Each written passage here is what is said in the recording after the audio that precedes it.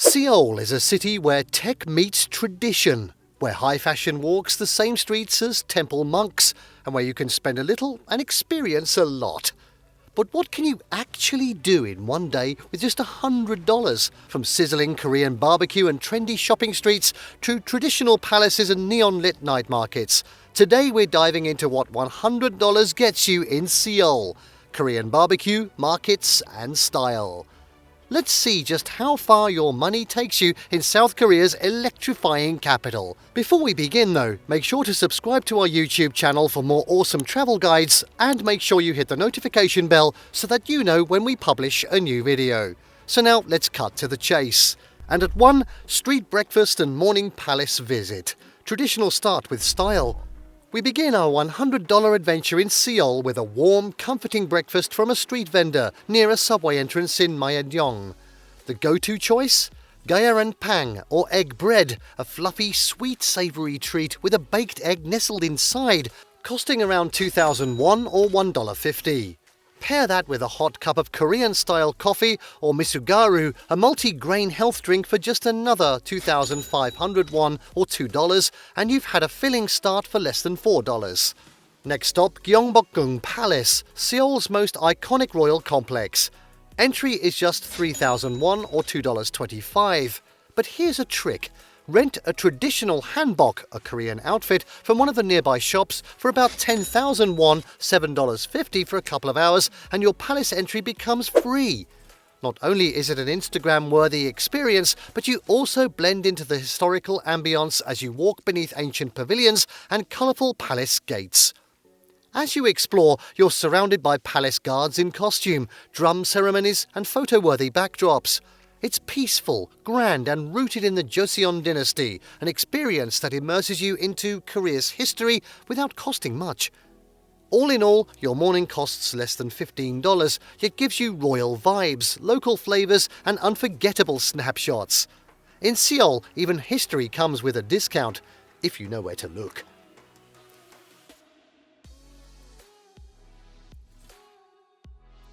At 2, getting around Seoul, subway, tea money and exploring the city. In a city as sprawling and buzzing as Seoul, getting around efficiently is key. Thankfully, Seoul's subway system is one of the best in the world. Clean, fast, punctual and surprisingly cheap. We start by grabbing a tea money card, available at convenience stores or vending machines in any subway station. The card itself costs 2,500 won or $2, and we preload it with 10,000 won or $7.50, enough for about 8 or 10 subway or bus rides. Each subway ride ranges from 1,250 won to 1,350 won. That's about 95 cents to $1.05, depending on the distance. The trains are colour-coded, announcements are in Korean and English, and station maps are incredibly user-friendly. We ride from Myeongdong to Hongdae, the youthful, artsy district full of fashion, music and indie cafes. Then we hop over to Dongdaemun, Seoul's legendary fabric and shopping area, and later transfer toward Itaewon, the international district brimming with diverse eats and global vibes. If you get tired of underground commuting, Seoul's city buses are just as efficient and accessible with the same T-Money card. Some even take you to scenic places like Han River Parks or the base of Namsan Mountain. Between our rides and some walking, we've already visited 2 or 3 iconic areas for under 6,000 won or $4.50, and the card still has credit left for evening rides. Seoul's transport lets you cover enormous ground, switch vibes from palace to pop culture, and hop neighbourhoods like you're changing TV channels.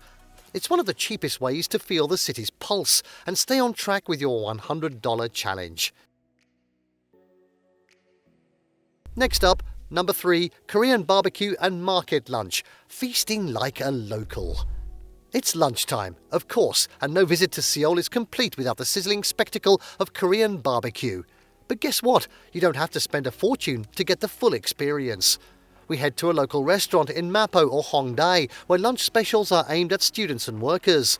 Many barbecue places offer pork belly sets or samgyeopsal for 10,000 to 13,000 won, $7.50 to $10 per person, complete with refillable side dishes like kimchi, pickled radish, seaweed salad and soybean soup. Yum! Grilling your meat at the table, wrapping it in lettuce and garlic and samjang paste, it's not just a meal, it's a performance. Still hungry? Just a few steps away is Gwangjang Market, a legendary spot for street food. We sample binde tok, mung bean pancakes for 4,000 won, and a cup of mayak kimbap, narcotic rice rolls that are addictively tasty, for just 3,000 won. Wash it all down with a cup of cold sike, a traditional sweet rice drink.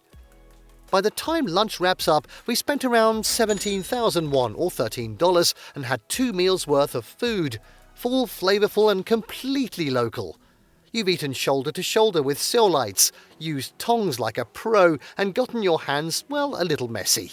That's the real Korean food experience. Delicious, generous and budget friendly. Alright, next up at 4, K-fashion, beauty and pop culture finds, Seoul's stylish side. Now that we're fueled up and energised, it's time to dive into one of Seoul's most addictive pleasures, shopping. But don't worry, this isn't about blowing your whole budget on luxury brands. In Seoul, style is affordable, expressive and everywhere. We start at Myeongdong, one of the city's most famous shopping districts. Here, every street corner bursts with colourful cosmetic shops, fashion stalls and pop-up brands. Korea's global skincare dominance means you'll find face masks for 1,000 won, that's 75 cents each, travel-sized toners or even bundle deals that feel too good to be true. You can easily spend 10,000 won or $7.50 here and walk away with a mini haul of sheet masks, lip tints and hand creams. Next we wander into Hongdae, where Seoul's creative spirit really shines. This university district is packed with trendy fashion boutiques, second-hand stores and DIY accessories. We snag a graphic t-shirt or a pair of funky socks from local vendors for 5,000 to 8,000 won, $4 to $6. And of course, K-pop culture is everywhere. Whether it's a BTS keychain, a TWICE poster or photo cards of your favourite idols, you'll find fun souvenirs in underground shops or music cafes, with prices ranging from 2,000 to 5,000 won, $1.50 to $4. This whole shopping spree? About 20,000 won or $15 in total. And you now have tangible memories to take home. Seoul's fashion and pop culture aren't about spending big, they're about expressing who you are and discovering what makes this city a global trendsetter. And finally, at 5, sunset views, night markets and late-night snacks, Seoul after dark. As the afternoon fades, Seoul begins to sparkle. This is a city that comes alive at night, and your $100 budget still has gas in the tank for one final adventure. That's good then. We head to Namsan Seoul Tower, a popular spot for sweeping city views. Instead of paying for the elevator to the top, we hike up from Namsan Park, a scenic trail that winds through forested paths and gives you free sunset views over the entire city. It's peaceful, romantic and totally budget-friendly. Afterward, we take the metro to Dongdaemun Night Market, a vibrant area filled with food stalls, neon signs and fashion vendors that stay open well past midnight. We pick up tteokbokki, spicy rice cakes for 4,000 won, grilled squid or mandu or dumplings for 5,000 won, and finish with a sweet treat like honey butter chips or churros. The street performances here, from K-pop dancers to magicians, are free to enjoy, and the energy, absolutely electric. If you still have room in your wallet, grab a final 1,500 won or $1 milk tea or banana milk from a convenience store, and stroll past the Cheonggyecheon stream, where locals hang out beside the illuminated water. Even after a packed day, your total spend sits right around 95 to 100,000 won, $72 to $75, depending on where you splurged. And you've covered nearly every facet of Seoul, from ancient palaces to neon nights.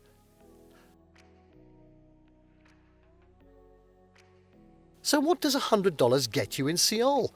A full-day feast for the senses, royal palaces, sizzling street food, stylish shopping and glowing skyline views, all without ever feeling shortchanged. Seoul proves that you don't need to spend big to live big. If you enjoyed this challenge, tell us in the comments, which city should we do next? Don't forget to like, subscribe and hit the bell icon for more budget travel guides around the world. Thanks for watching and annyeong from Seoul.